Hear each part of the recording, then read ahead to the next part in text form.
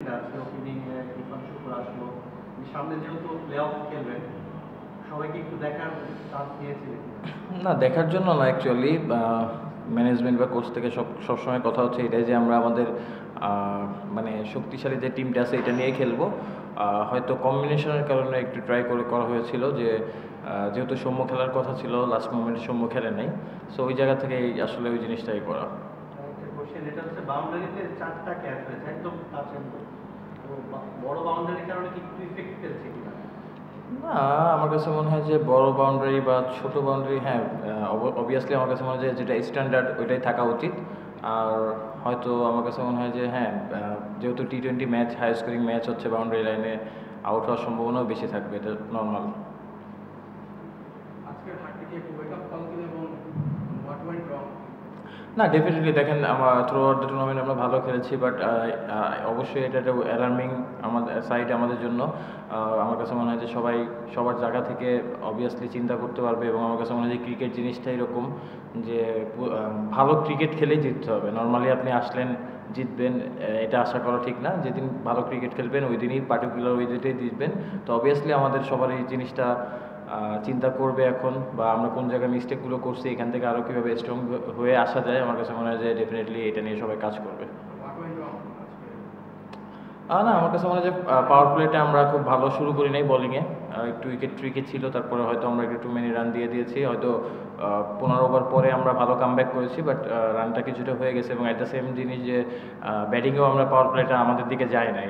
তো first 6 over টি-20তে bowling বলেন বা ব্যাটিং বলেন খুবই ইম্পর্টেন্ট, বাট দুইটাই আমাদের এগেনস্টে গিয়েছে।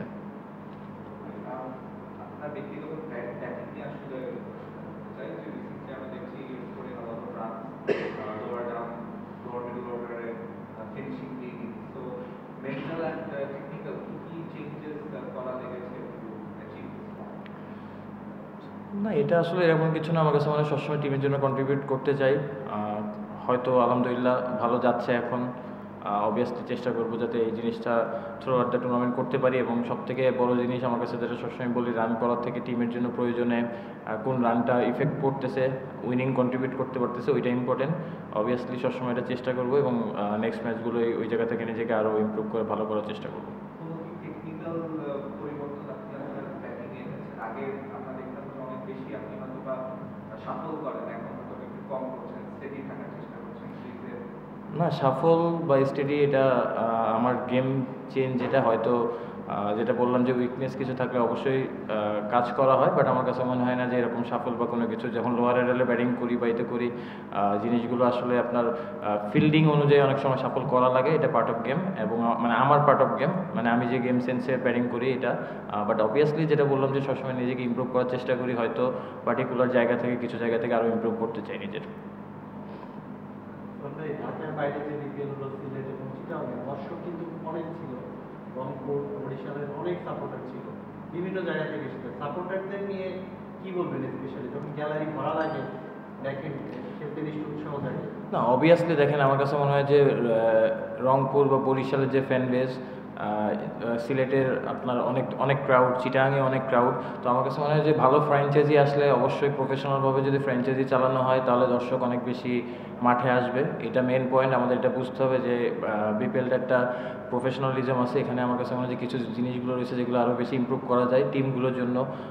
আমার কাছে মনে হয় রংপুর, বরিশাল, ইভেন চিটাগাংয়েও আমার কাছে মনে হচ্ছে। তো এই জিনিসগুলো প্রফেশনাল ওয়েতে ডিল করলে অনেক বেশি ক্রাউডারও আসবে। তো আমার কাছে মনে হয় যে এই জিনিসটা হচ্ছে ওইভাবে ডিল করা উচিত।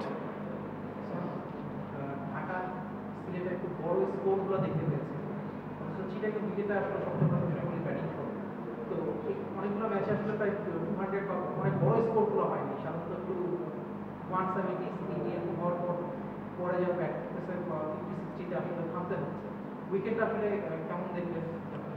না, অবভিয়াসলি মিরপুর বা সিলেটের উইকেট বেটার ছিল চিটাগাংয়ের থেকে।